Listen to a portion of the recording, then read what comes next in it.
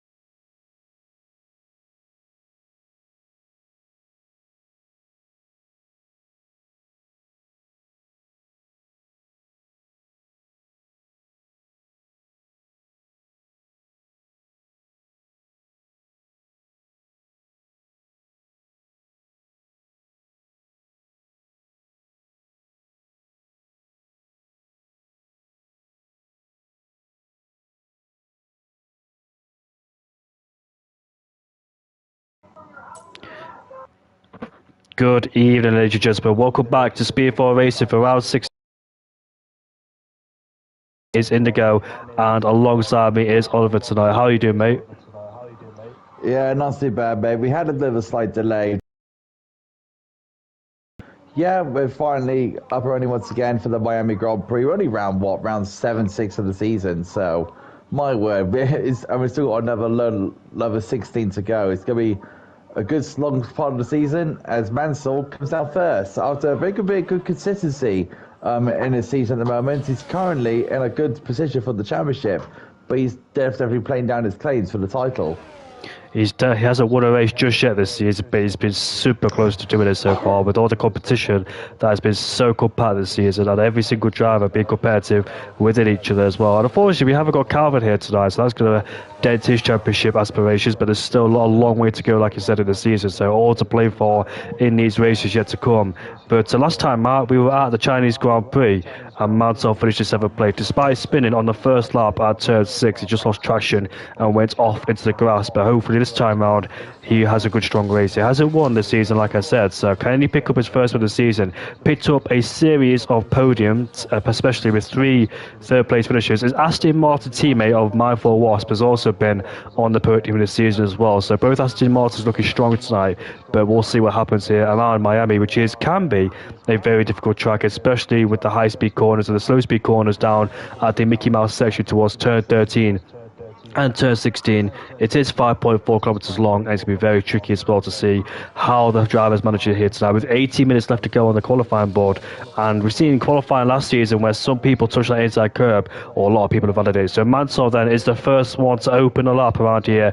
19 corners around here as we make our way now on the main straight with the DRS enabled, headed down into turn 1, braking on the 100 meter floor, bringing through down the gears, kiss the apex into turn 1, just gradually getting on the throttle there before we can reach turn 3 and stamp on the loud pedal again. You just want to be very careful with turn 1 and turn 2 as we make our way now into this quick left-hander we go, flicking in at the black box on the right-hand side there, carrying the speed, carrying the rhythm, carrying the momentum through here as well, which it does very nicely. Constant change of direction as down through third gear we go into turn 7, which can be a difficult corner as you want to open up the corner on the entry to get a good exit, get a good run out there without run off the track and invalidate your lap time. Here we are there with the DRS enabled on this short straight before we head down towards turn 11, a heavy braking zone.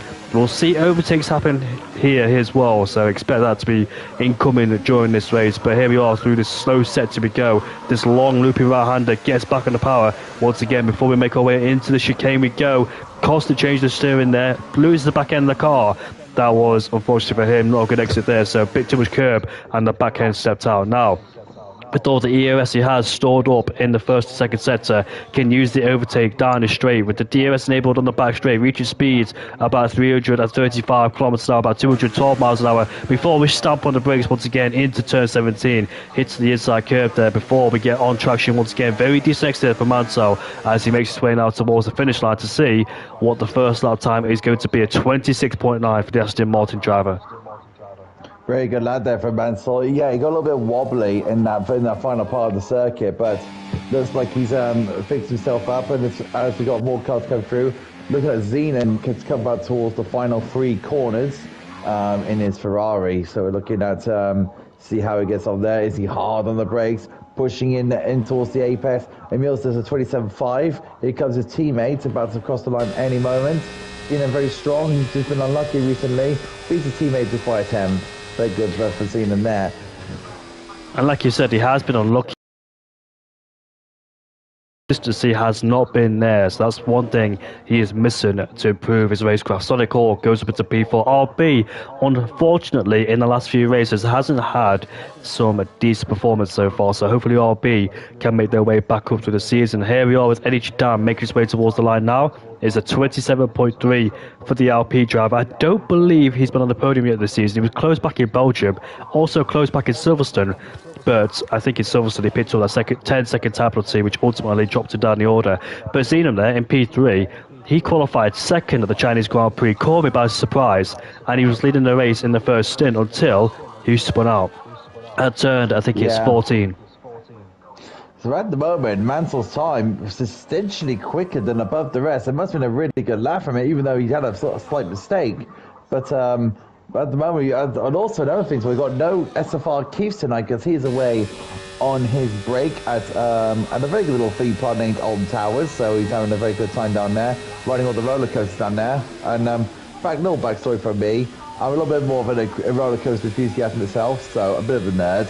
But his MCFC about to come around. Burmeister 27.3, he goes into second, and now MCFC goes up into third in the Haas. Very good lap from him there. Martin is about to come around now, and he's got a Ferrari right in front of him. I think that will be Zenon that's in front of him. So Martin comes around 27.7. No one's actually told Mansell time, but it's very, very interesting to say the least, Jamie.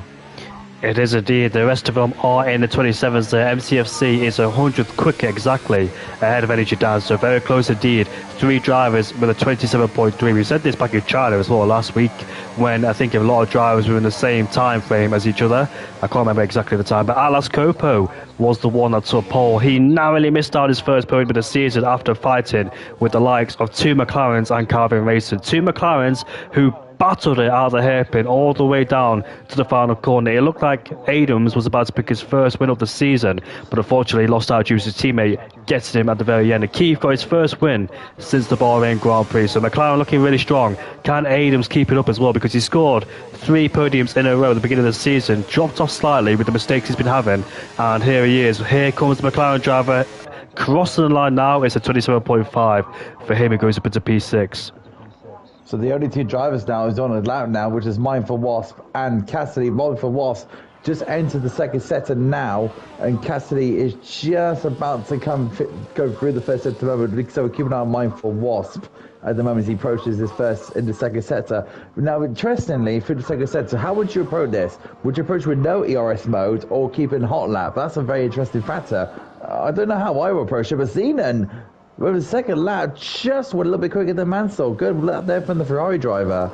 Indeed, both Ferraris, like they did in China, showing some excellent qualifying pace. Emails qualified P3, beaten by his teammate by only a fraction of a second then. So both Ferraris, once again, spewing up some decent pace. And I really hope, for Zenon's sake, I really hope he has a good result, because I've been wishing him the best as well, especially after the races, because I know he's been struggling. And I want to add to your question. So with the middle sector, I have not raced on this game just yet, so I'm still familiar with the 2023 game. I did a race around Miami, but it was, I think, a wet race. But yeah, I think I'll turn off the ERS there, try and save some battery during that turn 13, turn 16 sequence, and use it all on the straight. So that's a very good question. It's all about how you manage ERS in qualifying mode, even though you got to use it all in qualifying anyway, but it's all about when you use it, because if you go out too early on the ERS, you won't have enough for the end. Cassidy, who goes to P3 in the Sauber there, had a difficult race himself. I remember him dropping backwards after making a few mistakes. He did qualify high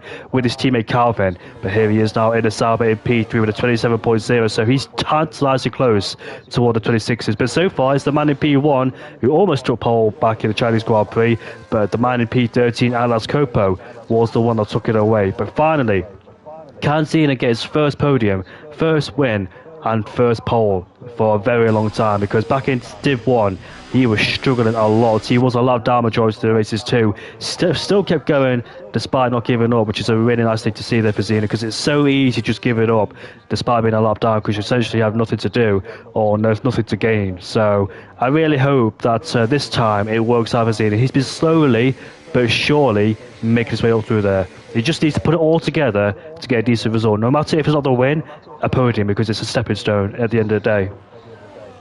It definitely is for Zenon. I mean, if you look at his performances down in the Belgian Grand Prix when he was running so well in the soft compound tyre, and then after he just had one slight miscalculated error with the right rear dipping into the gravel, spun him, and completely ballparked his race. But let's hope and pray that this race goes into his favour. Mansell just started his second flying lap, so let's see he can improve. He did have a little bit of a wild moment in the Mickey Mouse section. I thought he had a Mickey Mouse for a little wild moment there, but looks like he's retained it as he heads towards this very fast left-right section into fifth. A little bit of squirrely there on the exit there, but it looks like he's got it all settled down into third gear.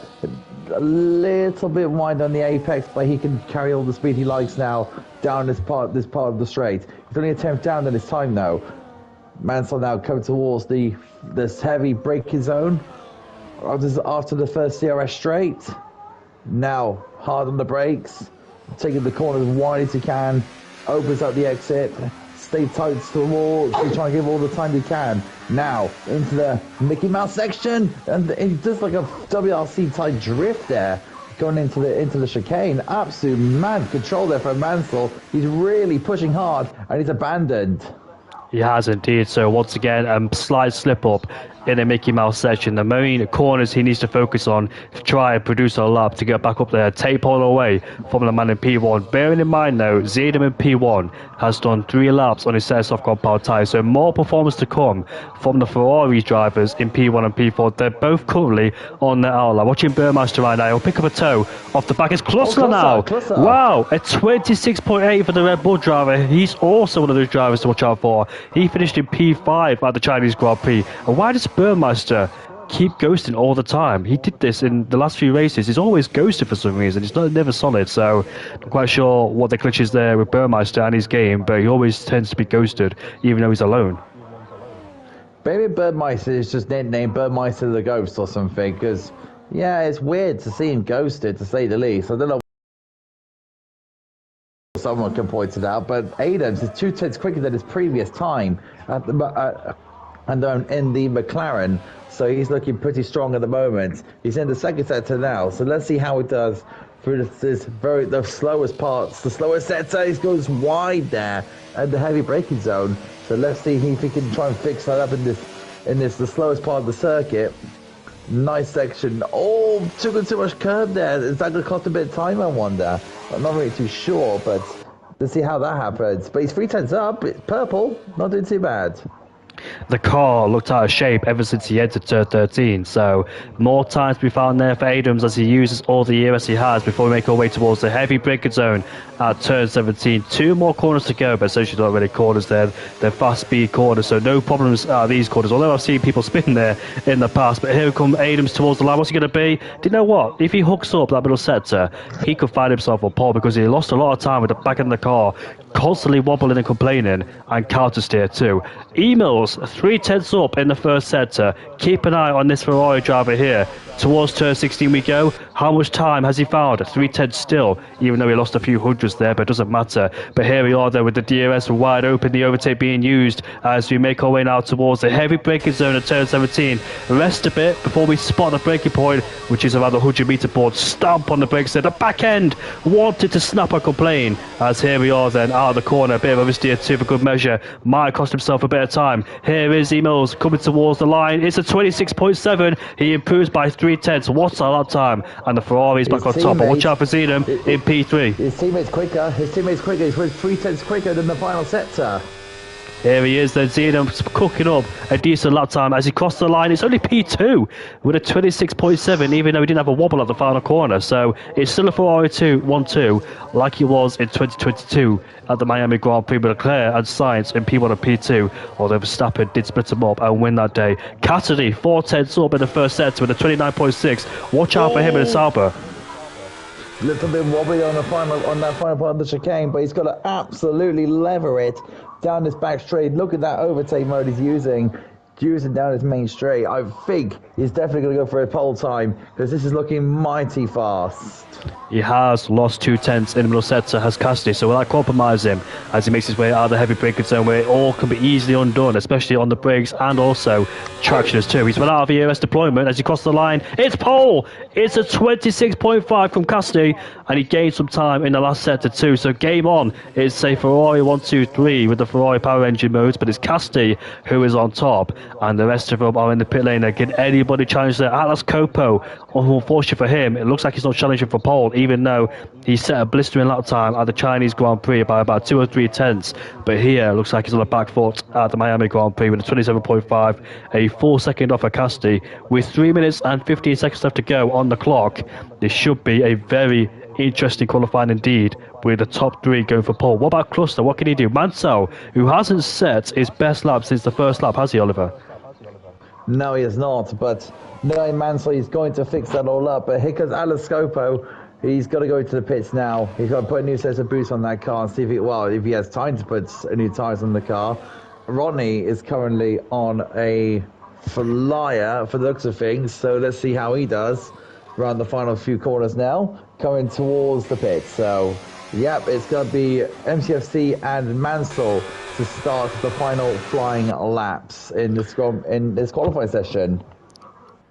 Mansell was the one that came out first during his qualifying session, also pulling the trigger early. Some people like to go out earlier in comparison to others because they want about 2 laps if they can. So, for example, if you mess up your first lap, you've always got a second lap, whereas other people like to leave it to the very end, having the confidence belief to deliver a lap in only 1 lap and that lap only towards the end of qualifying, despite the pressure being ramped up high with everything on the table with only 1 shot left to go. So 2 minutes left in this qualifying session. We're about to see a stampede of the cars make their way to the pit lane as we watch the Aston Martin driver on Mansell. Hopefully for his sake, no drivers in front of him. We have got a Haas right behind us, which is MCFC also in P9. So let's watch a lap on Mansell. Good evening, Silver Fox. How you doing, mate? Hopefully you're doing all right as we make our way towards our turn 18 and 19.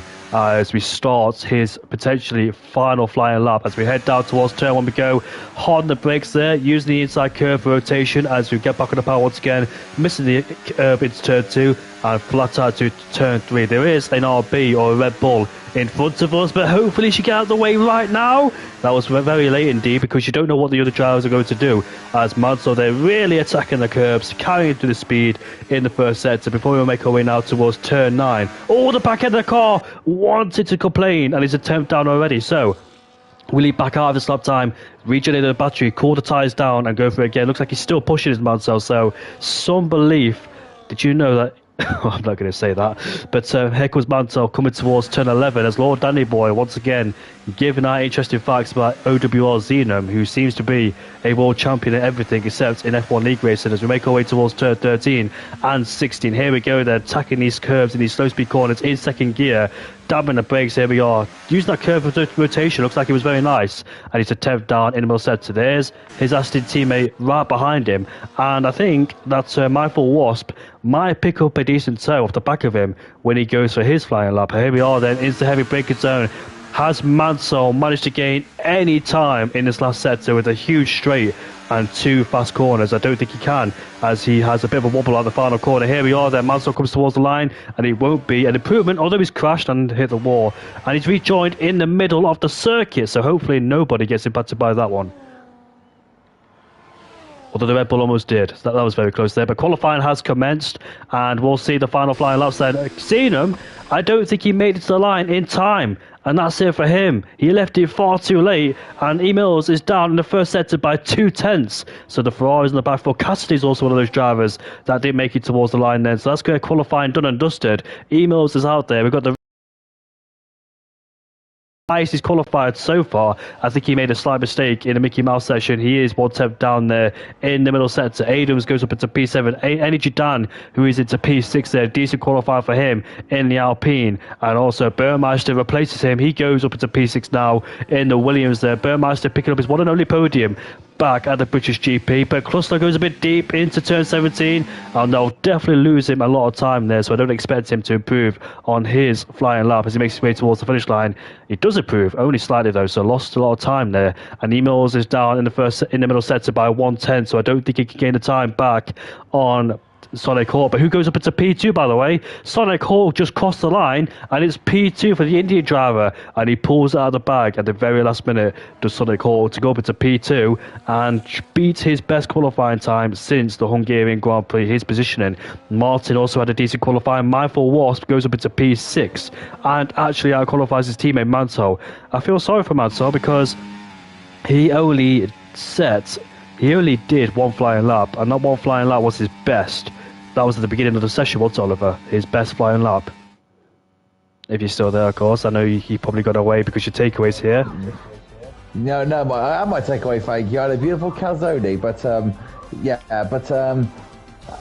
Mansell, it just didn't work out for him, to be honest. It was on that first flying run, he just couldn't get the lap hooked up, but unfortunately, but we all know his race pace is definitely up there with the top guys in front of him, and with Calvin not in the mix, and not even Keith as well. This could put the championship battle wide open. I'm looking at hopefully Let's hope and pray the Ferraris do well today. Emil Zena looked pretty good at the moment in qualifying, but let's see how the race pace does. Yeah, they look pretty strong. And good evening, Luis. Hopefully you're doing well, mate. Nice to see you in the chat.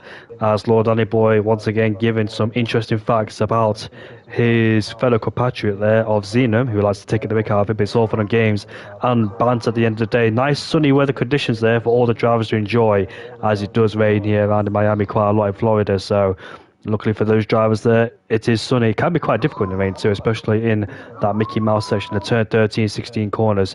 We only had 3 races around here in Miami because it was introduced back in 2022. Both Ferraris took pole with a 1-2, Leclerc and Sainz, but Verstappen overtook Sainz on the first lap and overtook Leclerc on lap 9 for the lead of the race. And ever since then, nothing happened until a late safety car between Pierre Gasly and Lando Norris. Lando Norris crashed in 2022, which caused the safety car.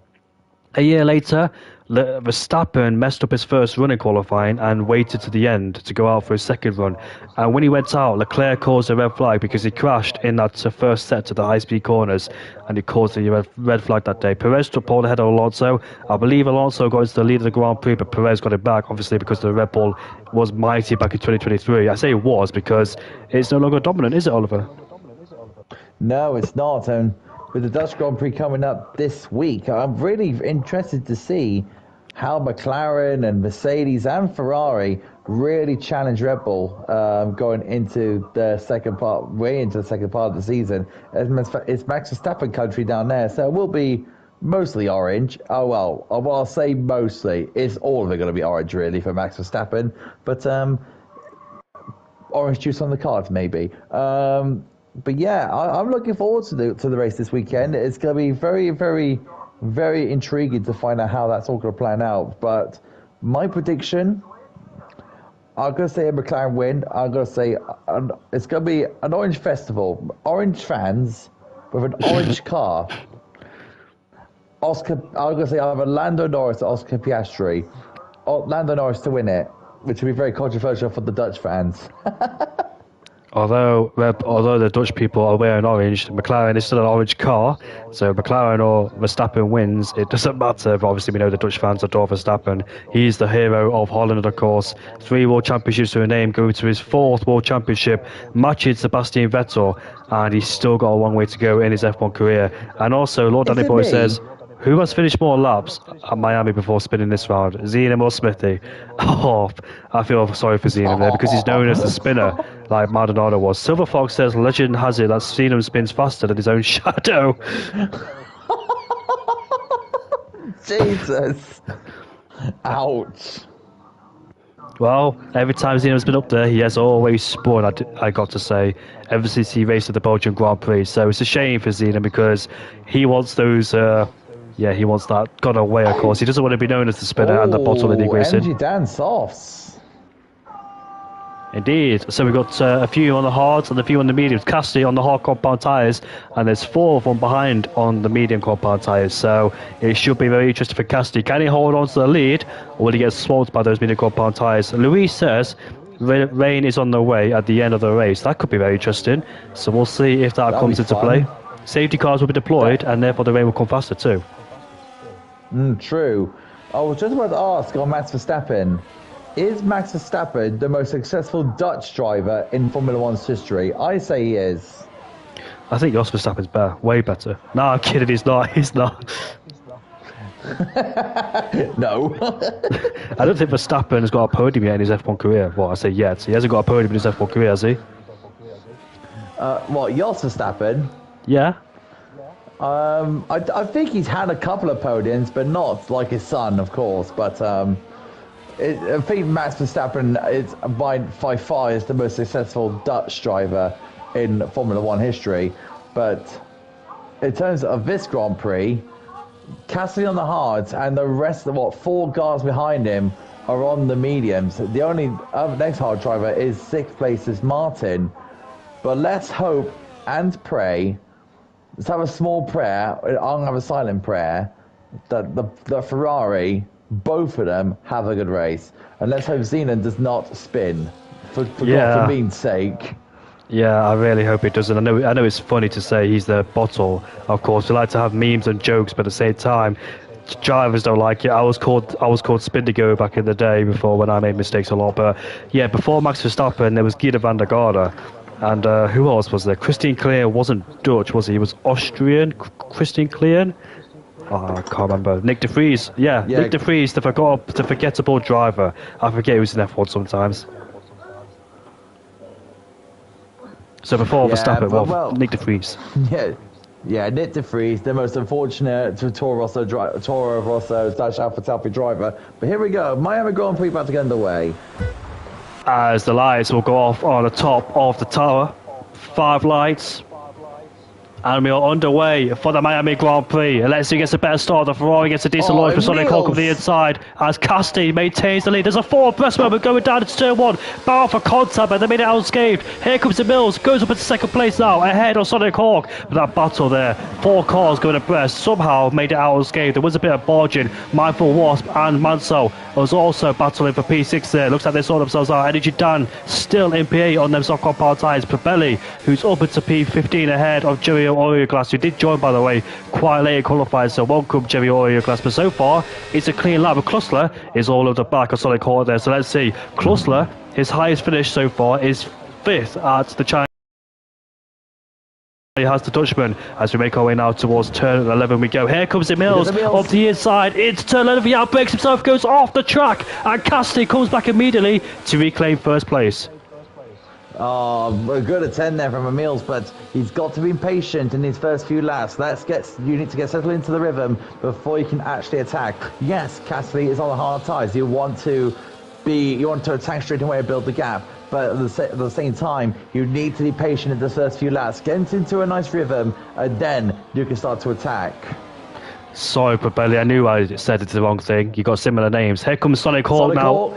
Up the inside, into turn 17, the Ferrari outbreaks himself, goes wide. Will that open up the door for Cluster now to go through? It will. They'll go side by side now into the last 2 corners before we head up to lap 2. Let's see which one of these drivers. Here comes the other Ferrari, making it 3 abreast on the straight, as we'll see what happens down there into turn 1. Look at that, late on the brakes. Does he make the corner? Yes, he does. It's a triple overtake from P5 to P2, and he spins. No! Oh, no! He has spun on lap 2.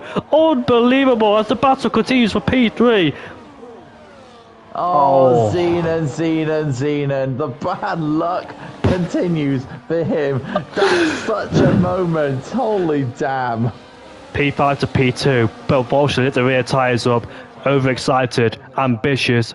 Ambition ahead of Hemhesian there, and now the battle for P3 continues. Manso, Mindful Wasp in P4, looking for his second podium of the season. They all have DRS on each other. Here comes Manso with the inside of the Red Bull. Here comes the RB, who tries to stay around the outside, tries to stay in P3. This is a good battle for the podium. However, Casti has built up a 2-second gap. Here comes Manso around the outside. Now has the inside line going into turn 13. One of them has got to back out. Are they about to go side by side? The Red Bull eventually backs out of it. Klussler shuffled back from P3 to P6, and now Mindful Wasp and the 2 Aston Martins, by the way, progress further up the field. Incredible stuff indeed for both of them. As all this fight is going on, by the way, Cassidy's put up a nice healthy 2.1 second lead over the field. So right now, Emils is the lead Ferrari man now after I break himself like twice. So let's see if he can really close down the gap. But Cassidy has got a really nice healthier margin, and at the same time he's on the hard compound tyre. So at the same time, he's going to have that tyre advantage towards the end of the race. So right now, it is advantage. No! Cassidy is Mindful Wasp. We gets a little bit out of shape, and the 2 Astons are smelling him for his blood to get his positions. And looks like Mindful Wasp has done his place. Let's see if Mansell could do the same. The 2 Astons, he went quiet out there, but keeping it very, very civil. Yeah, P7 to P3 for Mindful Wasp. Sonic Hawk has got out wide. Mansell P8 to P5. Here we are then with the DRS enabled on the back of the RB. The RB is struggling for grip. He's lost traction out of turn 2, which gave the position towards Mindful Wasp. And now Mansell progressed up to P4 after a dismal qualifying, after only having 1 good lap, which was at the beginning of the qualifying. But here we are then, he's up into P4 ahead of the RB. Now Klussler, who's looking for blood after went from P3 to P6 in 1 corner, and now he's all over the back of the RB2. So Sonic Hawk is struggling. Martin got shuffled down into P9. I think he started in P6. So we did lose a few positions. Bearing in mind, though, we did see people go 4 abreast, so he could have backed out of that one, making sure he didn't make contact, because it wasn't worth it going down this turn one, losing all that time, and you front wing, of course. But Cassidy, like you said, this has paid his favours because he's on the harder compound tyres. He's built a gap, as you'd expect, with the hard compound tyres. In the background, as Adams going for a move on Martin as we go down towards turn 17. Does Adams get ahead of him? He does. Nice move there, puts himself up into P9. Next target is Burmeister. Energy Dan, who hasn't made up any ground. He's up into P7 still, so he's looking to try and progress on them soft compound tyres. Mindful Wasp does not go for it, it's turn one. Yeah, if Mindful Wasp can get past Mills, he's got a 2.2 seconds. Really, he needs to get past the Ferrari as soon as he can, so he can track down Cassidy. But I kind of just mentioned something here, Jamie. Yeah. You know, Zenon has spun on lap 2. He unfortunately had to pit for a new front wing, and he's now 30 seconds behind the whole entire field. When is the luck? When is the bad luck going to end for Zeno? It's been a tragedy so far. The story, every time he qualifies, here comes Mindful Wasp now, side by side, but he backs out of it. Here we are with the Robbie, who outbreaks himself, almost hits the back of Mansell, and Clustler forced him into an error, and he puts him into P5. Decent there for Clustler to try and put him under pressure, which he did, and forced Sonic Hawk to outbreak himself and go off the track, whereas Clustler took advantage, puts himself into P5. This is a decent scrap, by the way, for P2. Cassidy is loving this. It all started down at turn 1 on lap 2, where Zedam went for a triple overtake up the inside, and he didn't make it stick, unfortunately, as he had to try and take avoided action there. It was a double overtake, sorry, because it was his teammate, and I think it was, who was at the time, Clustler, so I thought it was a triple overtake, but it wasn't. Got ahead of myself on that one, but he spun out turn 2, unfortunately, down into 16th place, and Mindful Wasp now looking to overtake the Ferrari driver, Alvin Mills, who's the only Ferrari left now inside the top 10 on the podium still, and he's still looking for his first podium of the season after qualifying high in Miami and also the Chinese Grand Prix. But Mansell, Mindful Wasp, still can't get past him, and he has to stay behind him for the time being. However, they're constantly losing time towards Cassidy. I'm watching his onboard, and Mindful Wasp is very interesting not going for the move. When he was going down the long back stretch, he was backing out of the move, and it's just not happening. He's not going for the move. He's going for this one. However, Adams overtook Burmeister, and here comes Mindful Wasp now, side by side with the Ferrari driver. He should be able to overtake him with the DRS, but the Ferrari's still there on the right hand side. Will Mansell take advantage too? As Mindful Wasp, decent move there. He's not really using any battery because he knows he has the DRS, so he doesn't want to waste any battery. Adams and Burmeister are still scrapping away. Burmeister tried to reclaim a place, but he can't. But I think Burmeister lost his place at turn 8 and 9, where a long looping left-hander and Adams went up the inside, took P8 away, and now they're putting big pressure on the soft runner, however, who has been detached from this train. And now Emil's under massive pressure from Mansell. One Aston Martin's got by him, the other one might do so because he's outside the 1 second range of DRS. Here comes Mansell now, the Ferrari's on the brakes later. Does he go deep? He will. And now Mansell try and look underneath him to try and get past him, but he can't do it. Now they're side by side again as Emil's is still ahead for the time being, only by a fraction. Mindful Wasp sets the fast lap of the Grand Prix. Here comes Mansell now side by side with the Ferrari driver as we go down towards turn 1. The Ferrari is still on the inside line there. Mansell have the inside line for the next corner. Both make contact, and here comes Cluster now, taking advantage of the Ferrari too, waiting patiently as they go side by side to turn 3. There's contact again, and will Sonic Hawk think about overtaking the Ferrari too?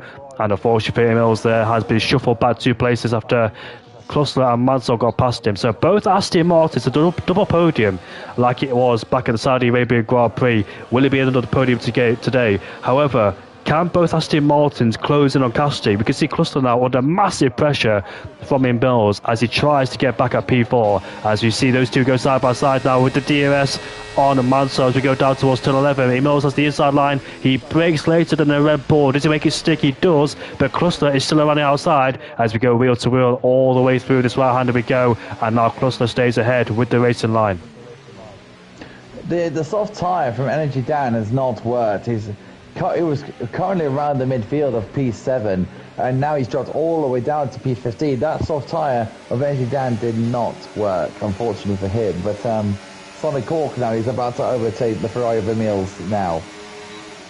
He is indeed. Here comes the RB side by side with the Ferraris. We go down towards turn 1 we go. Is there going to be contact? There is on the side pod there of the Ferrari, but they're bumping, they're inside each other. He's on top of him. And now Sonic Hawk will try and overtake him once again after being inside each other. As we go down towards turn 1 we go. Can Sonic Hawk? No, he can't. He's too late on the brakes there. He won't make the move. Not quite sure what happened between those two. A bit of desync between those two. He's on the spot, and he lost the car. But you know, I think that was due to lag, because the Ferrari was ghosted, and he lost it because he was ghosted, because he's still solid on his screen. That could have been the case. That was the weirdest thing I've ever seen in league racing, to say the least, of Sonic Raw cutting a piggyback off the Ferrari. But look at this, the two Aston Martins 1.5 now behind Cassidy. So the Aston Martins are absolutely flying in this race. We could see Aston Martin teaming up against one Sauber. I'm really intrigued to see this when that happens. It is, and Martin now side by side with Mercedes. Sorry to cut you off there. OWR running inside the top 10, the highest he's been this season. Can he stay there? He's been overtaken by Martin as we go down towards 11. The Mercedes is still around the outside. Will he try and overtake him? He tries to, but he goes off the track. There's no room. And now around the outside comes MCFC, and he takes 10 places away. A bit of contact between those two. Hamilton, Hulkenberg, and Magnussen all had a big battle in the sprint and the feature race as well. Magnussen defending aggressively against Hamilton to help his teammate Hulkenberg pull away and stay ahead, which did work in the sprint race. Because here comes Clutter on Mansell. Clutter looking down the inside, backs out of it, and here comes Clutter once more down the inside of the Aston Martin. Can he make the move stick? He's got the traction on Mansell, and Mansell trying to hold on, only just to hold on with his teammates, and does. Great defending there from Mansell. The gap's got up to 2 seconds then, as the McLaren driver of Adam is steadily making his way through the field. Hawk has lost a lot of time there, has the slight contact into turn 2, damaged his front wing minor, because he hasn't got any evident damage there, but it could be light green. MCFC is ahead of Martin, is going side by side, there's contact, Martin losing their play, more contact, and they're in the wall almost together. This is getting very feisty now, it's not getting good at all between them. Now Alas Copo is a victim of it too, as he lost his own play there, so those two barged each other, very heated, very frustrated indeed, which we don't like to see as the Haas goes for a spin. That's Preb 1, not Probelli, so apologies Probelli. Probelli, by the way, finished in 4th place, which ended his streak of, I think, 3 consecutive podiums in Division 3. He wasn't able to get the podium yesterday, unfortunately for him, but still leads the championship, and hopefully in the next race he could try and extend that for him and get back to his winning ways. But Klustler now still putting pressure on Mansell. Mindful Wasp cannot close the gap down towards Cassidy. Every time he does, Cassidy finds a way to extend it back up into 2 seconds then, so he keeps fluctuation up and down all the time. He doesn't have the outright pace to catch him on those medium compound tyres. Those medium should be a little bit better than the hards, but the crossover point will be soon. Because MCFC once again on Martin. Side by side they go after their massive contact battle. Look at MCFC staying way to the left hand side away from Martin, and MCFC finally gets the move done. Martin with the switchback, no chance. MCFC's got the traction as Martin heads into the pits. Yeah, Lord Danny Boy is not happy about that one because his speed in the pit lane. He might retire. Could retire because he might be very frustrated. No, he still continues then. So usually when somebody speeds off the pit lane like that after a big incident, they retire in the pit lane. But no, he still continues there. But however, Mansell is back in the DRS and Mindful Wasp. It could help Mansell, you know, because having the DRS at the back of his teammate will help him try and stay ahead of Klustler. Klustler is hunting for his first podium of the season. Has struggled in the last few races. His highest place finish was, I think, 5th at the Chinese Grand Prix, which was last race. Now looking to go 2 steps better if he can. Goes for a dummy on Mansell. Mansell not falling for that one as he stays with P3, but this could be a very intense fight between 2nd, 3rd and 4th. This ended for Cassidy, for him, able to pull away, I think, on the 2nd lap. That's where it all started, because when Zeno went for that double overtake into turn 1, it split up the DRS train as they all got out of shape and Zeno spun too, and they continued battling down there, and Cassidy was able to break away from that DRS train. That helped him during lap 2. So, right now, so Mansell's called out back out to his teammates to get this DRS. He's now officially in ERS charging as well, because you think about it, Mansell right now, he's got, if one of them goes into the pits from the Aston team, they'll give, it's most likely to be Mindful Wasp. You're talking about where Mansell, he's going to push hard for his in lap, and he's going to drag Klustler with it, but when, oh, hang on, where's that happening? That's Burmeister. I got a bit excited then. But yeah, I'm thinking, is Mansell going to push hard when Mindful Wasp goes to the pits? That's the main question. And when because they're 2.36 behind Cassidy. They keep Cassidy honest, and if they're not gaining any time on him. So right now it's all down to if Cassidy makes an casual error, and if the Asters are going to strike, when the Asters are going to strike. Down at turn 9, here he is on the inside, it's a late move, will he take out the Aston Martin? He does, he forced him off the track, and here comes Mansell around the outside, and he lost his own plate, Mindful Wasp. Oh, that's a shame there, that's a very optimistic move, very late indeed, and it's cost Mindful Wasp his front wing. That was a very clumsy move indeed. I don't think it's the first time that's happened, by the way. Back in Bahrain, where Cluster went for a late lunge on somebody, and it didn't pay off. I think it was on the Aston Martin as well. But Mindful Wasp has suffered end plate damage due to his no fault at own, with Cluster trying to overtake Mansell, but actually took out Mindful Wasp instead.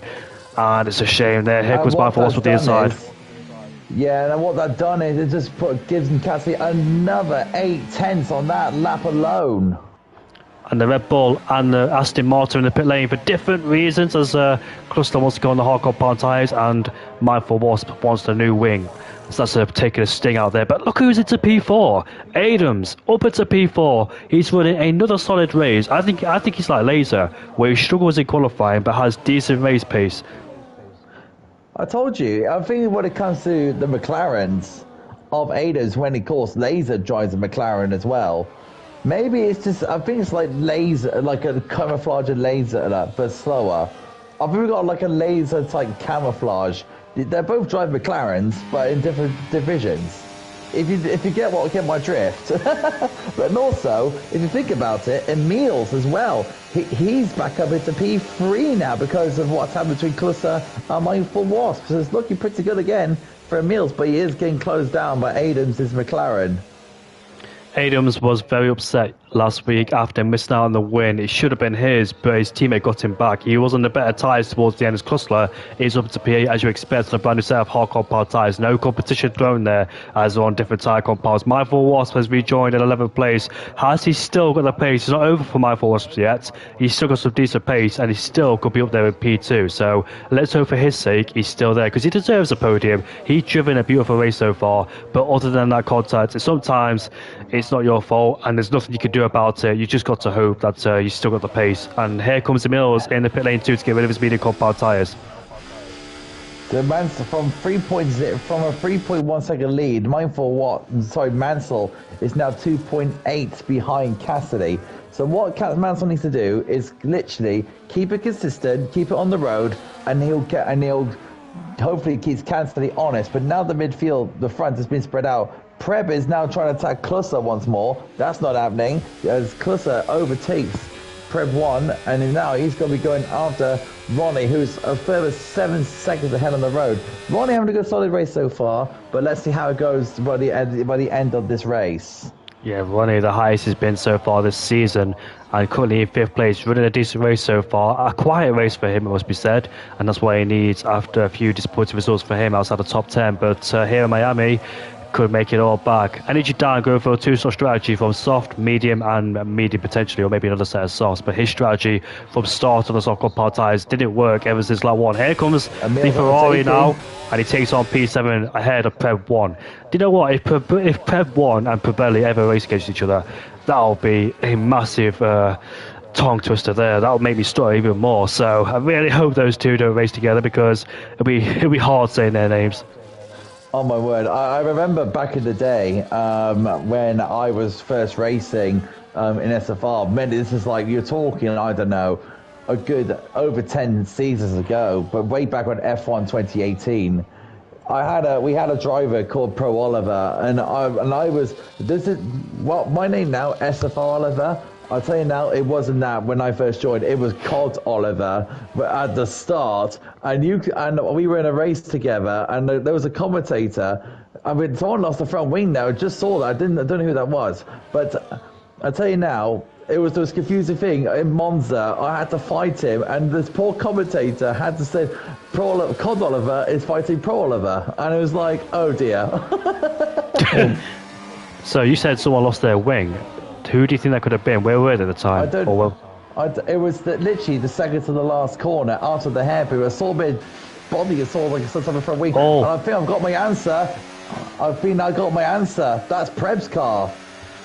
Yeah, it is. You're right on that one. The Haas is going slowly through the left-hander and allows 3 cars through, so that's very wise indeed. Here's energy down on a Chevy Oreo glass. The 2 Alpines go wheel to wheel. In the background is My 4 Wasp looking to try. Look at that in the middle, and he goes past them both. Double overtake there. What a move! I love moves like that. It's so funny. I don't know why. Wait. Talk about hot knife through butter. That was absolutely clinical from Mindful Wasp. Absolutely brilliant. Well thought out from him. Prep 1 and Prebelli have raced against each other in Div 3, so I feel sorry for Thomas there, who has to say their names, because commentators speak really fast, and it's very easy to stumble over people's names as well. And Mansell is in the pits. So, he'll go onto the hard tyres after 13 laps, so that's not bad for him. He was currently way ahead of Klusser. He'll be overtaken, but that's a decent gap to go feed in for Mansell when he comes out of the pits. I'll tell you that for a fact. He'll come out in a decent space behind Emil's. So Mansell have loads of clean air to play with. And Sonic Hawk is ahead of Energy Down, puts himself up into P7. Prebelli says we race together each week in Div 3. So I might get confused between the results there, because I keep thinking that Prep 1 is Prebelli and Prebelli is Prep 1. So I might get confused between the results now and then, so I've got to recheck that. But Sonic Hawk and Dan had a big battle going down into turn 7. Sonic Hawk got pushed against the wall as Energy Dan tried to defend him. But Sonic Hawk got the exit he needed to just blast past him around the outside. Better traction, better tyres. There's a yellow flag down there, and it's probably seen him again. It is. Oh, see, it's the same place where he span as well. Hopefully he comes back again, but honestly, he just got the most bad luck I see in this division. He qualifies so well, but it just doesn't work out for him, doesn't it? Oliver, by the way, it was a triple overtake. I thought it was a double because I thought I got ahead of myself. I thought there was no way there was a triple overtake in turn 1. It was. Triple. Yeah, it was a triple, yeah. Oh, I couldn't believe it though. Like, when he had the move done, yes, he did barge past, I think it was the RB or Sonic Hawk at the time, but it was a clean enough move, and got himself ahead of the apex. It's turn 2, and unfortunately lost at the exit 2. So it could have been the moment of the season. If he held that overtake, if he just kept it on, literally kept the wheel spin down, you're talking the overtake of the season, hands down. You're talking 4 cars going into that corner where Mansell's going through now. Then you've got to make it stick on the traction zone. Then you've got to pull away. Oh my word, that would have been the overtake of the season by miles. It won't even come close.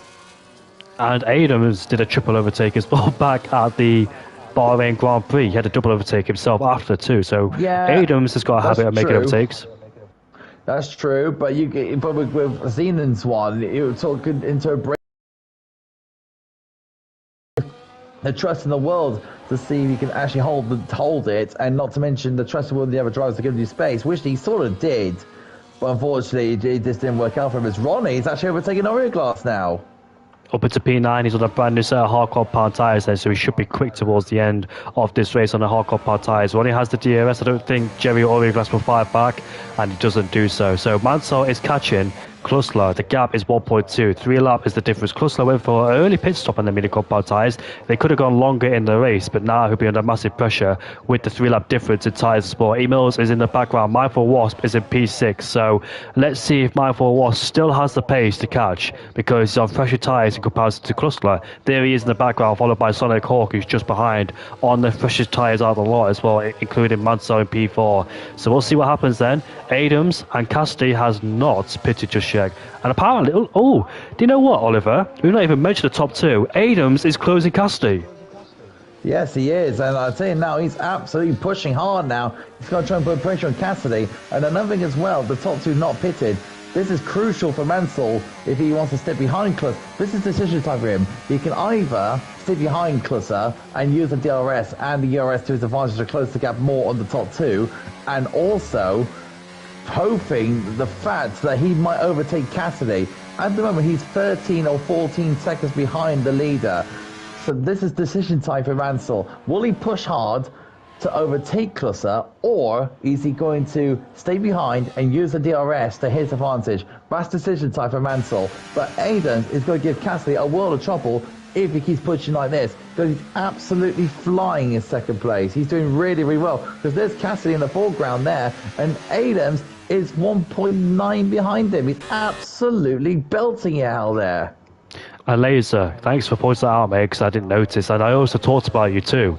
I said your Adams is like you, where you have a bad qualifying but can make you back up in the race. And Adams is certainly making it back in the race because he started in 11th. And now the McLaren driver, who finished second at the Chinese Grand Prix after narrowly missing out to his teammate, is hunting down the leader of the race. The gap is at 2 seconds now. The top two yet to make a pit stop.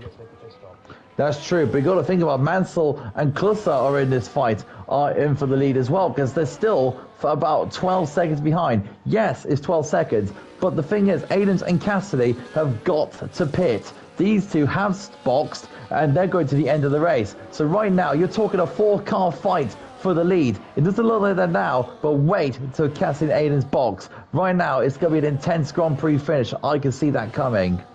And Laser, I hope you'll be giving Adams some advice as well, because Adams himself is a really quick driver. He's made some fantastic progress this season and reserved for Div 1 as well. He was a full-time driver last season, midway after replacing Glock. His own teammate, who should have been this season. Mansell's in the DRS of Klustler. Will he fight him, or will he just try and stay behind him? If he is going to fight him, he's got to overtake him halfway down the straight. There's no point squabbling in the braking zone, because if you do that, you lose a lot of time. So you might as well do it halfway down the straight, where you don't lose a lot of time, and try and get yourselves ahead and further along the field as well. Adams, the gap has gone down to 1.6. So Cassidy, who he thought he had a quiet race, all of a sudden has Adams right behind him. 1.8 the gap, and I'll tell you now, it's looking super. Cassidy's boxing, and Adams, here we go, box time for the two. No penalties, hopefully, for speed in the pit lane, which it isn't, because it is detrimental now. The 10-second time penalty is really brutal in the pit lane. It was 5 seconds, but now it's 10, as then energy down fouled out in Silverstone after missing out on the podium or win. Mansell says the fast lap of the Grand Prix. Klusler is still sticking on the back of the Aston Martin. So let's see what happens now towards the second phase of this race. Cassidy and Adams have got 11 laps to hunt down these three. Emos, Klusler and Mansell. I wonder. Where is he right now on the circuit? I thought Mindful Watts was going to overtake them, but no, they've just got ahead of Mindful Watts, which is crucial. Now they're on medium tyres, they are going to push hard to the end. This is officially a 5-car fight, because Emils is in there in third. So right now it's a 5-car fight for the lead. I think Cassidy and Adams will finish you 1-2, but the question is, what is the order for the end of the race? Will Adams finally get his first win of the season? Will Cassidy finally get his first win of the season after missing out to MDJ in Belgium after he picked up a 3-second time penalty? What will the top two do? They're a bit of trouble now after the also strategy working for Cassidy and Adams to start off the hard compound tyre. Hards to medium is always the way to go in an uninterrupted race without those safety cars. Which is true, which is very, very true. You never know what the strategy would be like, because you expect, oh, Miami, there's going to be a safety car for sure. Going to start the mini compound tyres, but there's no safety car just yet. It could be one towards the end, like it was at the Hungarian Grand Prix and the Chinese Grand Prix too. Klusler is all over the back on Mansell. What's going to happen? There's no way these two are going to defend from Cassidy and Adams, because they've got blistering pace and they're on the freshest tyres, the better medium compound tyres as well. So it can be really difficult to defend from the guys behind. Adams, though, is right behind Cassidy. Do you know the gap was 2 seconds before the pit stop? It's 5/10. Yes, and also another thing as well. If these two are sensible, which I think I know they are, if they don't fight and literally just close up to the top three, they'll be in prime position for the race win. But it depends if these two are going to fight. Do you remember Lord Alum in Australia? He came at the pit lane and expected to be hunted down by the likes of Calvin Racing, Mansell and Keith. But the problem they had, all three of them battled. Belgium, Lord Alum. Yes. It was Australia. Oh, it was Australia, yes, you're right. So yeah, that is true. So it's all down to the faster guys on the medium tyres if they want to fight. This happened before in Australia, but let's see if it happens tonight in Miami. Here we go, then Adams at the back of Emils, Cassidy, but like you said, Cena's retired, unfortunately. He's gone on this race. Bless him. But I think, like you said, if those two are sensible enough not to fight each other in the early stages, because you've got to catch up to your competitors, as Cassidy almost hits the wall at turn 15. Here comes Adam, side by side now, and he overtakes him with better traction. He goes up into P4. This is the McLaren driver's race to win now. Cassidy, under massive pressure, has forced an error. DRS though. When he gets him back, or what do you think wisely about it as we go down towards turn 17? The question is, the answer is, he stays behind him. Very sensible move there for Cassidy. I'd take the move, because the thing is, because he's now getting held up between, because he's got the Ferrari on the hard tyres in front of him now, and Clusser is getting very, very close to Mansell. So right at the moment, it's 3.1 between Clusser and Emil. So right now, as of right now, the top two aren't pulling away. So if Aliens and Cassie want to win this race, they've got to get past Emil's as soon as they could possibly can. No time wasted behind the Ferrari driver, and once he's out of the way, it's the top two he has to catch up to, Klussler and Mansell. Those two are not scrapping away. They know what's behind them, the threats of Adams and Cassidy. Here is Adams with the DRS open. He should be able to get him down into turn 11 with the DRS and the fresher tyres. Let's see what happens down here. Is the breakers, and he can't afford to stay behind him for too long, and he doesn't. He puts himself up into P3. The man who we never expected to be up there to predict to win this Grand Prix could be on course to get his first win in Miami, like Lando Norris did in McLaren in 2024 this season. Can he finally do it, Adams? He missed out on the final corner in China by his teammate, but it's all set up very nicely for him. Can he keep it that way? Here comes Cluster now on the back of Mansell. The battle for P1 and P2 between the half runners is still continuing between these two. Here comes the Red Bull driver. The Dutchman pulls the left-hand side, and he overtakes Mansell going down into the braking zone. But Klussler there's the Aston Martin trying to stick him on the outside. He can't do it. Cassidy now is ahead of Emils. He puts himself up into P4, and Emils gets a really bad exit too for good measure. Here comes Mansell. He goes back up the inside. He can't afford to fight, because in the background is the McLaren driver who just set the fastest lap of the Grand Prix 2. He's absolutely flying. He knows it is a victory for him tonight. Keep it clean, keep Cassidy behind, and try and overtake these two, which can be quite difficult because the guy ahead of him will have DRS on the leader, so therefore it could be quite difficult with the overspeed he has. So it's all down to two scenarios. If Adams will catch up to these two, that's no doubt about that. But, and I'm not going to say this is a but, it's the DRS effect on the DRS trade. Now, it could happen in two scenarios. Yes, Adams and Cassidy are going to close up to them in no time at all, as Clutter overtakes Mansell again for the race lead. But if you think about it, if they... Oh, Mansell got a little bit deep there. Hopefully that doesn't occur to anything, which it doesn't. But it can happen in two ways. It's either Cassidy and Adams overtaking Cluster and Mansell with absolute ease, or it's going to turn into another DRS train, and it's going to opportunity. But here we go. Adams and Cassidy are in the DRS zone of the leaders. The top four or the top five are looking for their first win of the season. Neither driver inside the top six actually has won a race this season. Cassidy excluded because MDJ is a reserve driver. He did miss out due to a win, but MDJ is a reserve driver, so I think Cassidy has that win. But anyways, here we are then with the DRS enabled for Klussler. Adams is in the background on the freshest tyres. There's two scenarios, like you said. Will he overtake it with ease, or will he be stuck in this DRS train? I have seen people on fresher tyres catch up at a rare nod. All the hard work undone, being stuck in the DRS train. There he is in the background, so close to the back of the Red Bull. He's got to keep it nice and clean between Klussler and Mansell, and also Cassidy is at the DRS train.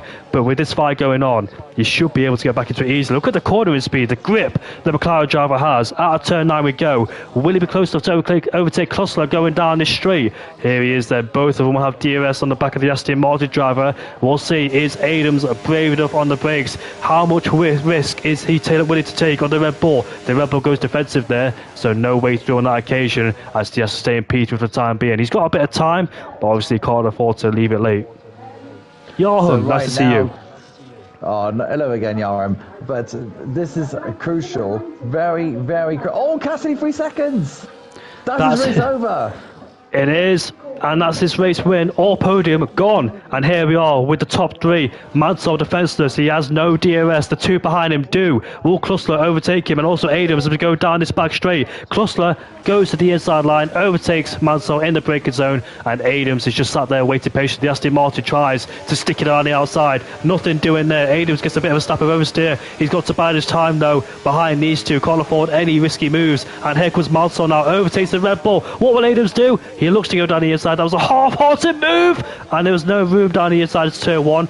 He thought about it twice, but luckily he didn't go for it, otherwise he took it out the Red Bull.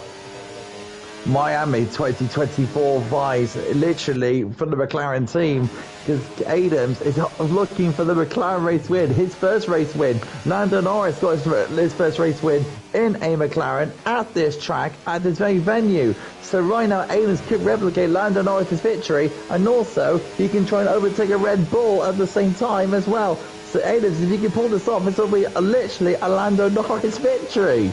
Here he is, closing and closing on Klussler. Klussler is derated, so is the McLaren. Will it dare send over the inside? It's turn 11. He can't do it, not close enough.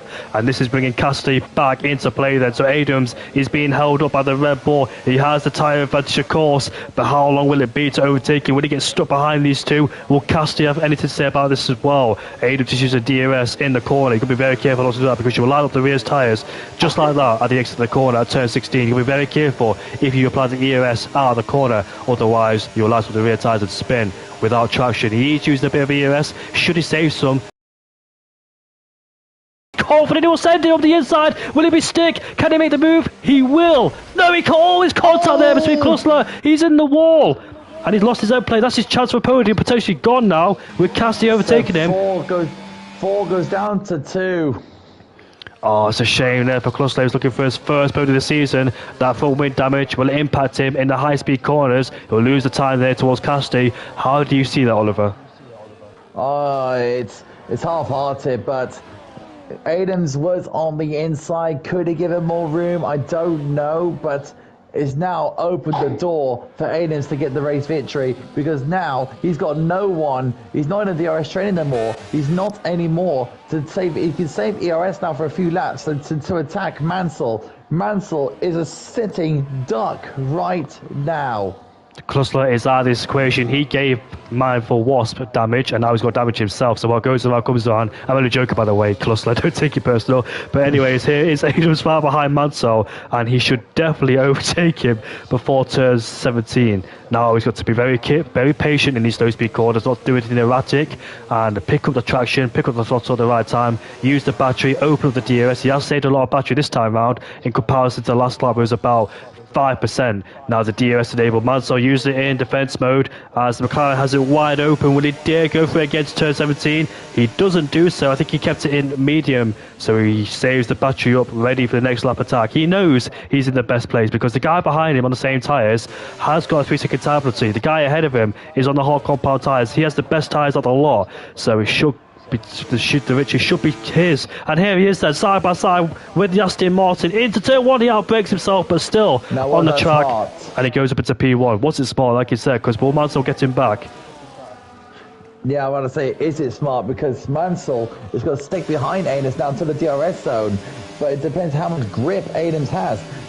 Look at Mansell taking different lines there to Adams through that section of turns. So look at the ERS Mansell has saved throughout the battle. He's now going to attack now on Adams. This should be another overtake for Mansell to regain the race lead. Mansell has got consecutive third place finishes. He wants to go 2 places better tonight. And here he goes down the outside. Can he get Adams? He should do it. Comes on the outside of the hairpin. And he does, but Adams breaks very late. And Mansell is going, you know what? Mansell's going to say, you know what? I'm going to stay behind you for now. And Emils goes into 4th. And he does. Emils goes into 4th. There's an RB on Martin who spun out turn 2. Klussler is demoted into P5 after sustaining end plate damage due to Adams down the inside. But Mansell, every time Adams overtakes him, he's got to get him back immediately, because he can't afford to let him pull away and break the DRS. Here we are, side by side, as Mansell has the overspeed on the McLaren driver. He puts him into P1. Adams is hoping to overtake the Aston Martin and pull away. Look at the switchback. Look at the exit with better tyres, better traction. Side by side now, he did touch the inside curb, which gave him a little bit of oversteer there. As now we go towards turn 1, we go. Adams will have the DRS on Mansell. Mansell will be late on the brakes, but no, Adams goes around the outside into turn 1. He's break himself. He does. He goes out wide and hit. Oh, there's contact there with Mansell and Cassidy. Cassidy tries to go up the inside of Mansell and he spins him too.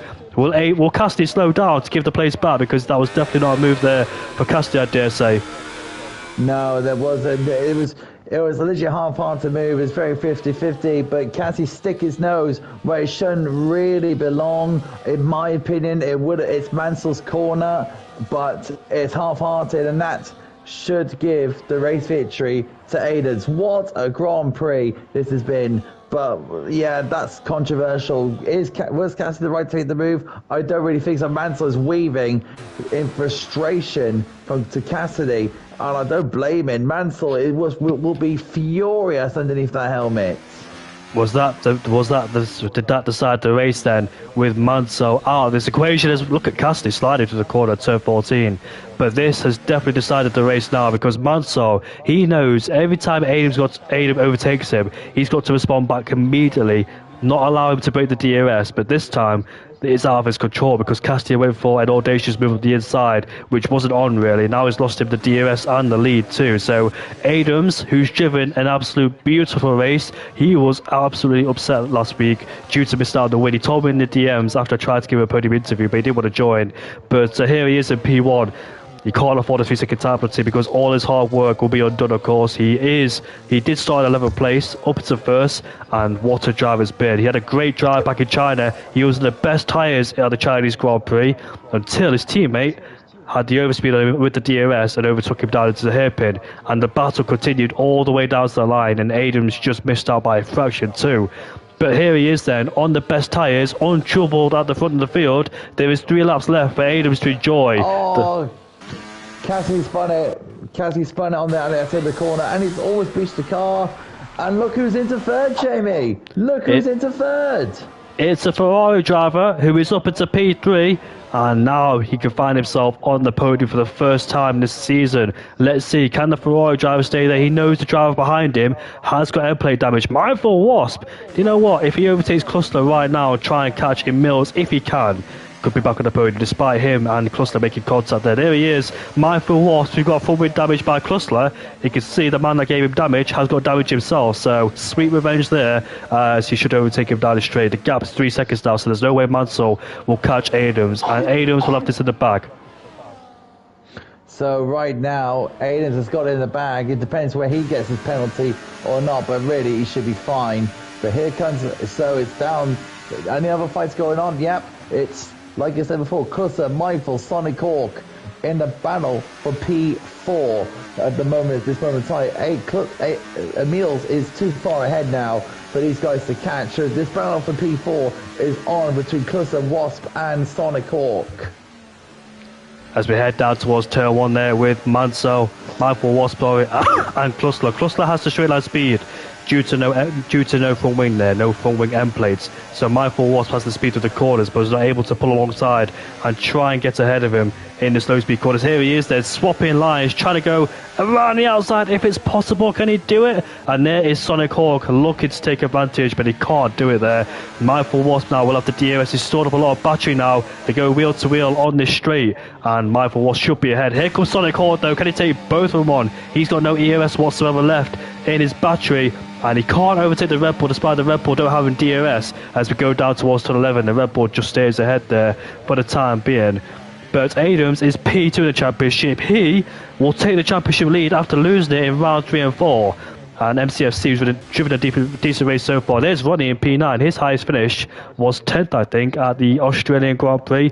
Other than that, it's been about 14, 15, 16th there. So running a decent race here in Miami. And the Cluster has been overtaken by Mindful Wasp and Sonic Hawk, looking to take advantage too. It's the last lap in the next lap as Adams crosses the line to start.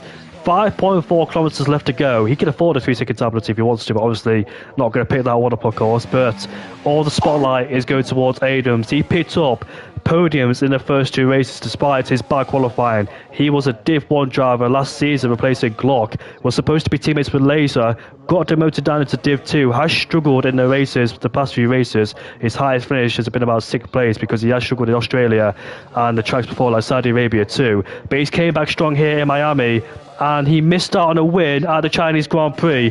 His teammate got him, even though Adams was on better tyres. So Sonic Hawk is going side by side with Cluster, trying to go around the outside. We know the Red Bull doesn't have any downforce, so that's why Sonic Hawk is able to go alongside him, but not ahead. Here he is then with the DRS enabled on Cluster. But we know the Red Bull should have better straight line speed with the lack of downforce he has. Side by side then with Sonic Hawk, and he puts himself up into P5. Now the spotlight is going towards this man who's making his way through turn 16. Has a picked up a win this season. He's picked up 3 podiums, and he'll be on par with Calvin with the most podiums of the season. He's 9 points behind. He's 1 point ahead of Keith in the championship. Keith was the man who denied him his first victory in China, but he's driven a fantastic race, made his way through quickly, and here he is down into turn 17. He can see the checker flag in his sides, and finally, for a long time coming, it's this man, Adams, who will come across the line to finally win here in Miami, like Lando Norris did back in 2024 in the McLaren. He's finally done it, ladies and gentlemen. He can declare himself a race winner. He was very upset last week, but now he's very happy with a big smile on his face. And look at that, 9/10 per second. Mansell almost got Emils, but we got a Ferrari driver on the podium. Congratulations to Emils. Stayed out of trouble and gets his reward. Well done, Emils, for his drive. Yeah, congratulations there to Emils. After other drivers' misfortune, like Mindful, Wasp, Cluster, and Cassidy got themselves in a bit of a predicament, Emils kept it quiet and stayed on the track to finish in P3. So at least Ferrari gets something. Yeah, definitely. And I'm going to do the fun job now of inviting drivers. So I'm going to have fun doing this. Adams will retake the championship lead ahead of Calvin Racing. That's McLaren back on top. And it's going to be a good scrap between Sauber, McLaren, Alpine, Red Bull, Aston Martin, and Visa Cash App Red Bull. RB, sorry. The sugar-free Red Bull. And also as well, Aston Martin with a 2 and 4. So good constructors points today for Aston Martin as well. They're currently fighting Red Bull in the championship. They'll leapfrog Red Bull in the championship, close to Alpine as well. So that could be a P3 for them after this race. But well done to Adams. Mindful Wasp has definitely improved his pace. That's what the Aston Martin needed. His pace to be improved, and it has. So good, congratulations to him. I dare say he should have been on the podium if it wasn't for that contact with Klussler. But we know that's got some decent race pace. And can he come back stronger at the Dutch GP next week? By the way, is it Emil's 1991? By the way, is tag? I'll have a look right now. It's Emil, yeah, 1991. Yeah, thank you. Right, they're all sent to the party. It's down to them who they want to join their interviews. Adams, though, he's been on the podium 3 times this season. He hasn't joined for one of them. He is a quiet guy, so I'll try and get a word out of him in the messages to try and see if he wants to talk or not. So it's okay. Subtle. He is. But I don't think he'll be so subtle tonight. He'll be ecstatic with his race tonight.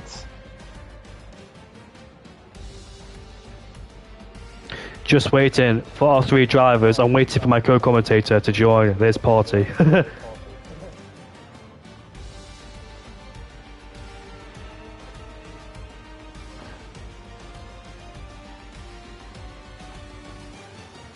Adams doesn't seem happy.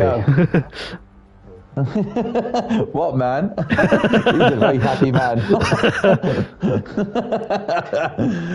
Wow, what a race! What a fantastic race! It was very controversial at the end between Mansell and Cassidy. That will get looked at by the stewards, but we'll see how that outcome goes. But my word, what a race, Jamie! Loads of fights, and can we just say? Oh mate, if he made that triple overtake, that's one of the best overtakes of the season. Or in a very long time, because I haven't seen moves like that being made for such a while.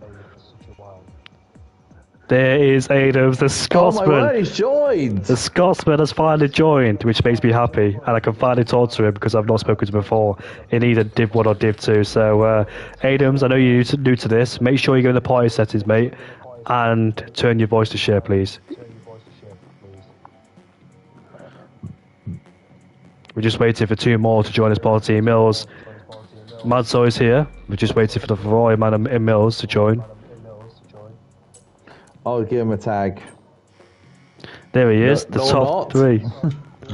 So we go from P3 upwards, that's how it all starts. So, in Mills, mate, you're back at the podium, I dare say unexpectedly, because the guy you were dropping away from this DRS trade, and all of a sudden, mate, you find yourself in P3, so explain your thought process, what was going through your head at the time? Yeah, I did a okay quali, but yeah, my racecraft isn't where it should be to finish on the podium. But I was lucky that some people fucked up at the end of the race, so yeah, I just was in the middle of the whole race and drive by myself. So yeah. Apologies about the language on the stream, guys. We know that other TV broadcasters use the language, but here in the UK we're not used to it, so apologies about that one. But yeah, Mills, mate, this was a much needed result for Ferrari, because I know you both struggled back at the Chinese Grand Prix after qualifying quite high. Yeah. And what is it with like your race pace? Do you struggle more in the race because it's heavier fuel and you're not used to the tires, the tire temperatures, and the race itself? Yeah, I think that's mainly the issue, and that I misjudged the brake distance into the corner, so I usually lock up and go straight into some of the especially slow speeds corners. So I need to slow down to make the turn actually. So yeah, that's mostly my issues. I need to work on that in the race, and in quali it's much easier because of the car's weight and so on. So your first podium of the season, mate. Congratulations. Also, your Ferrari teammate got to feel for him because he overtook 3 drivers. Then you just see your own teammates spit out in front of you. Yeah, Zenon is very fast on 1 lap in the quali, but he has some struggles in the race. But today he actually had a throttle issue, so he didn't have the gear up to speed state. So I guess we can expect more from him in the future, but you need to train more on the race. And where has your pace come from? Because I know you've been outside the top 10 mostly, but all of a sudden in these last 2 races, you really started to find some pace then. So have you got more used to the game itself? Because I know in the last few races you finished outside the top 10, 12th being your best result overall. But ever since Australia, you've really spiced things up in China as well. Yes, so I actually started playing a lot more. That's the first, and as you say, I'm getting used to the game and use more aggressive setups than initial in the game. So I guess that pays off in the end to have more speed and straight line on the straight line especially. And yeah, that's the main things I've done the last weeks. Well, thank you very much, Emils. Congratulations on your first podium of the season, mate. You've driven a beautiful race. You kept it clean on the track, whereas other people had their misfortunes around you. I think Klussler with his front wing damage, and also I think it was Mindful Wasp who picked up front wing damage from Klussler, Cassidy who spun, and there you were there to pick up the paces. Luck is needed on your side today, and you got it. So congratulations. Oliver, you got any questions for Emils? Yeah, so going forward now with the Ferrari team, is this probably now going to be sort of a bit more better momentum going into the next few races? Now you got this podium, or we're going to see hopefully no much more of bad luck going into the team? Because right now you guys have been up there, but you just got a numerous amounts of bad luck, especially seeing it today. The move he pulled out was absolutely extraordinary. He pulled it off, that would have been the overtake of the season. But what is the momentum now going forward now? Is this result going to be much more of a push now from Ferrari?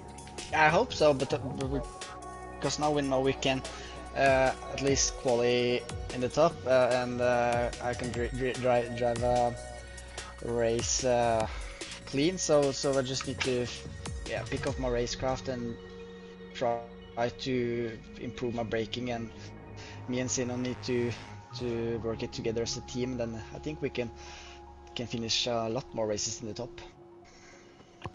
GG's. Thank you. We move on to second place, Mansour, mate. So congratulations on P2, mate. You saw your own teammate pick up end plate damage, but yeah, P2 I think was the max today because you had Adams on a bonus set medium compact tyre. So how do you feel for this result? Did you expect this to come because you knew that Adams and Cassidy were on fresher tyres.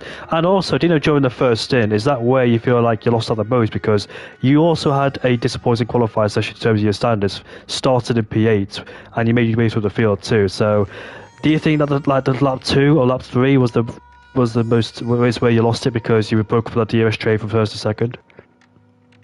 Yeah, I mean, I'm quite disappointed with P2, to be fair. I think the win was definitely on. Especially when me and Adams was in that battle, but obviously we made contact with Cassidy. But I wasn't sure if it was what the best stint was, to be fair, because I know medium hard mediums is literally the same on race pace. And obviously mediums would be quicker at the end and all that anyway. You go. It was difficult to choose a strategy, but obviously majority were on the side on the medium, so I decided to go with the majority. But yeah, I've just got reported as well for crashing out on in qualifying by my own teammate, so thanks for that as well. So I'll probably be losing P2 as well, but we'll find out. But yeah, I'm more disappointed when P2 because I know the win was on. Probably my best chance of getting a win today as well. But yeah, the win is coming. I can feel it. Yeah, I was about to ask that as well because you've had, I think, 4 podiums this season, or 3. You've been in second place and third place twice, so you've been very close to a win this season, but Adams just pipped you there because you tried to defend from him, but also that contact going down to turn 2, that really cost you the most because you were out of the DRS. You could try and keep attacking Adams because you knew when Adams overtook you, you had to get him back immediately to try and stay within his DRS range because he was on the fresher tyres. Yeah, exactly that. I mean, I tried to. If I didn't have that contact, I know I would have been able to stay with Adams because towards the end of that race, hard and medium was pretty much the same pace. Mediums were probably a little bit quicker because he did pull. It was about 2.8, and then again it's about 3.1. But it was important for me to stay in that DRS. But like I said, with that contact made with Cassidy, it just ruined the win for me really. But I've got to have a look back at the footage as well, see what happened really. But I think it was more like me. I was trying to get a better exit on Adams because he did go wide on turn 1, and I didn't realise that Cassidy was there, and I think we just made contact. But yeah, no, so yeah, just move on really. See what I can do next week. Yeah, you tried to do the under and over, but unfortunately Cassidy judged that wrong, and yeah, ended in contact. Luckily you weren't in the war though, so you still got some decent points. And Aston Martin, you and Mindful Wasp will move the order to P3, even though your own teammate reported you. Is that because like he knows there's a podium there if he reports you? I don't know exactly what he's trying to achieve. He's basically said that it's distracted him on that straight down to turn 1 when I crashed, which okay, yeah, it makes sense. I was frustrated in qualifying with that lap, but yeah, it's annoying that he has reported me because it might be costly for the constructors at the end of the race. I don't even think if I got 3 or 5 second penalty, I don't think he would still be able to get that podium, but I think he's trying a little bit desperately to try and get the podium today. But yeah, no, we'll have to see what the stewards say. If I might get away with it, I might not. I have a feeling I won't, but yeah, we'll see what happens. Probably here at the moment because I dare say your teammate should have been at the podium today because Krusler went for a very late lunge and took out his end plate. Yeah, again with that, I mean, Krusler, I understand his frustration. He was behind me for literally from lap 1 to lap 10 or something, so he was stuck behind me for the majority of that race. Obviously I am pretty good at defending, obviously, as you've seen already. I mean, my ERS, it does seem like I can manage my ERS better than most drivers. I'm not saying all, but most drivers in this league. I know that a lot of guys, they like to use their ERS up as soon as possible and not use it again for the rest of the race, and I think that's pretty much what Krusler did. He's just wasn't managing his DRS as well as I was, which obviously caused him to not able to overtake me. And I think that overtake that he made was a bit just in frustration. Obviously, trying to get past me. He did obviously get past me, but he just outbroke and just went right into my teammate, which caused the front wing end plate damage as well. But yeah, it's yeah, that's pretty much what happened. So. Oh, thank you very much, Owen. And Oliver, you got any questions for Owen? Yeah, so Owen, as you all know, your defending and your ERS saving is literally off the charts here in Division 2. You've got to teach me the ways how to do it, by the way. Don't use it. Don't use it. Fair enough. Thanks. So in the beginning part of that race, the first 10 laps, when I was squabbling, you were mindful Watts was literally just going for the field as minding your own business. Did that made the race for you two guys at the start for where you are today? Yeah, I mean, obviously he was in front of me. We're doing pretty much the same strategy. Yeah, I just tried to follow it. I just tried to just follow him through as much as I can, really. But yeah, again, he would have been frustrated from that damage that Cluster had done to him. Luckily, it didn't end his race. But yeah, no, I needed to get through the field as soon as I could, which obviously I did, especially with no Keith or Calvin today either. So the points really did matter today. So yeah, I really needed to get through the field as soon as possible, really. So what's going to be the charge going forward then for Aston Martin? It's going to be a constructors challenge this season. As for you, do you think there's going to be a championship challenge on the cards for you this season? Well, me and Wasp are not communicating at all. We're not on comms. We're not talking to each other in race. So this season I'm more going for drivers and constructors. Sorry, Mindful, but that's my aim. I've been chasing that for I don't know how long now. Same with Calvin. I know he hasn't won it either. So there is a lot of guys this season that really wants the championship today. Just like me, you're a big season veteran now in SFR. You know how much you love this league. And I know how much you want to win the championship here, just like I do. Yeah. So really, I could tell you really want get this championship under your belt, and I feel got a good chance this season. Yeah. The field looks pretty competitive, but I think with your ERS saving and the way you're defending, I think I could maybe leave the charge, but let's see how it plays out into the next few races. Yeah, I just need that first win. That's what you need. First win, then I'll be on a roll. Oh, definitely. I think you'll get it this season, and I think you'll get used that as a charge forward. Thanks, mate. We'll see what happens. Right, thank you, Owen, and I'll see you tomorrow, mate, on comms with me to commentate for this race in Miami. And we move on to the race winner. Commentating me, yeah. Adams, do you know what the worst thing about finishing first place is? You got to wait a very long time for second and third place to finish, so that's the worst thing about it. But finally, mate, you pick up your first win of the season. Do you think it was unexpected considering where you started? Did you know you had the pace in this race to try and catch up? And you had some amazing pace as well on the old hardcore power tires to hunt down Casti. And congratulations today, you finally get your first win after missing out in China. I know you were very upset at the time because you were really pissed off about it, but you must be ecstatic today. You really do deserve this one. He's currently on mute.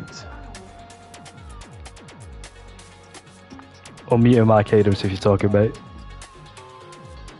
Yeah, it's good.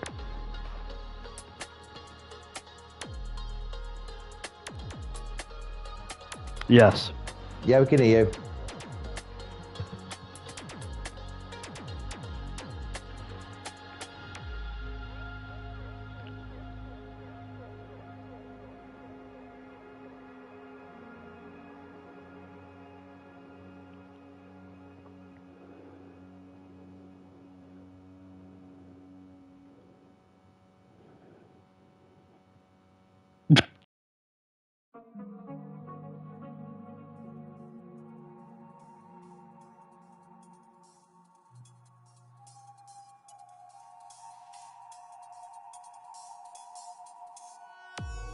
Well, I really hope you don't because you fully deserve it. I think what you're talking about is with Clustler, isn't it?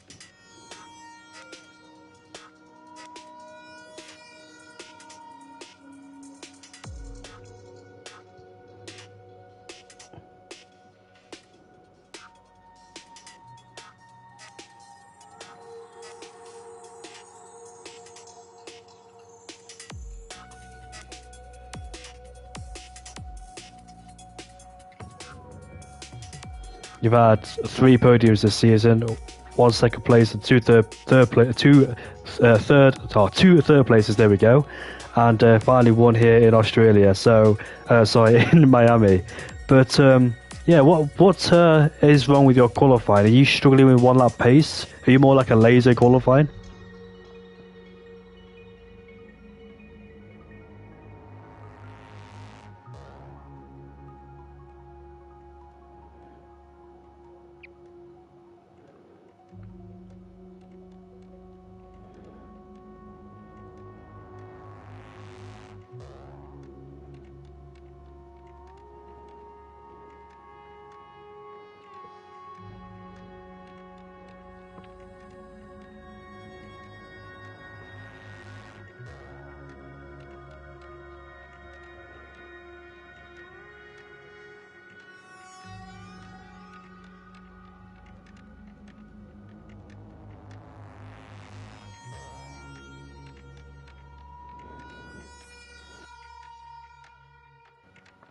And when you saw Casti behind you pick up a 3-second tail position, because you were fighting with Clustler, and I think it was at the time Mansell, was that relief off your shoulders? Did you think that was the moment you could win this Grand Prix because you had Casti on the same tyres as you, trying to hunt down those guys too?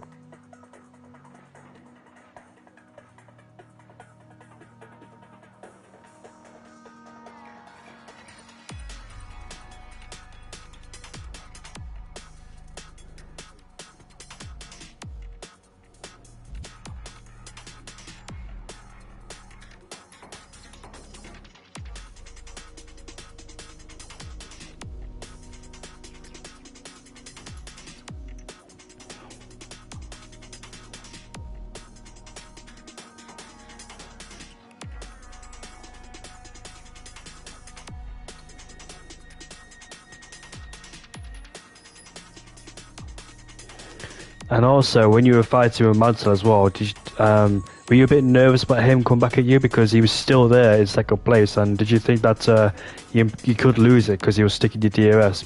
But actually, I think it was Cassia, the one that stopped him doing that because he took him out at turn 2. So once that happened, did you think, right, this is a straight win for me for the end?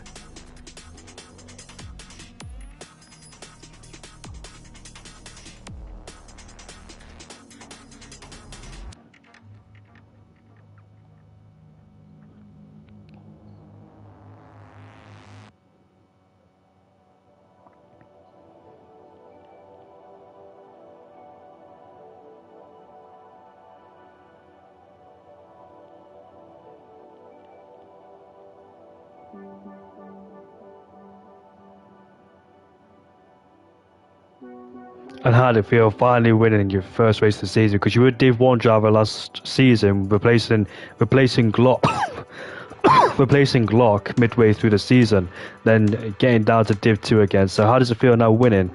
Does it boost your confidence going up for the next season? Do you think you're the championship contender? Because you are the championship leader now, Adams.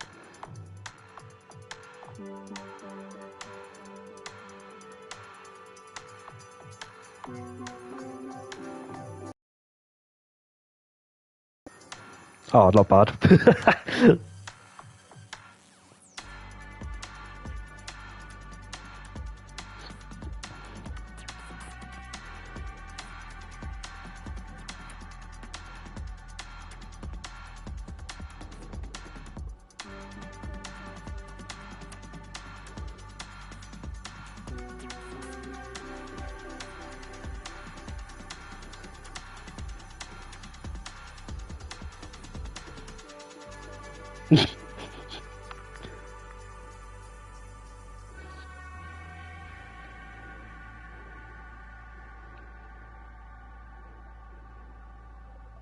Yeah, I know you didn't want to speak to me afterwards last week.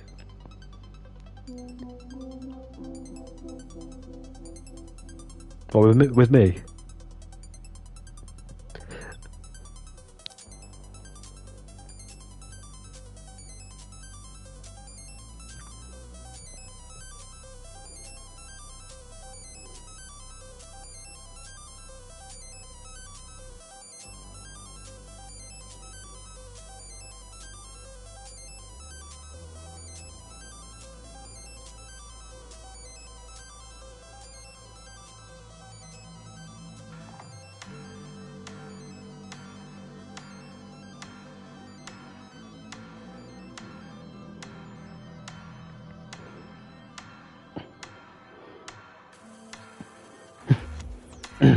Well, thank you very much, Adams. Not only you won your first race this season, but you take the you take the you take the championship lead away. It's all right. I got you on loud so I can hear you. You take the championship lead away, and yeah, congratulations, mate, for your first win. And I hope it continues like this because you've got some really good race pace. Unlucky in qualifying, but at the same time, you do make it back up in the race. Oliver, you got any questions for Adams?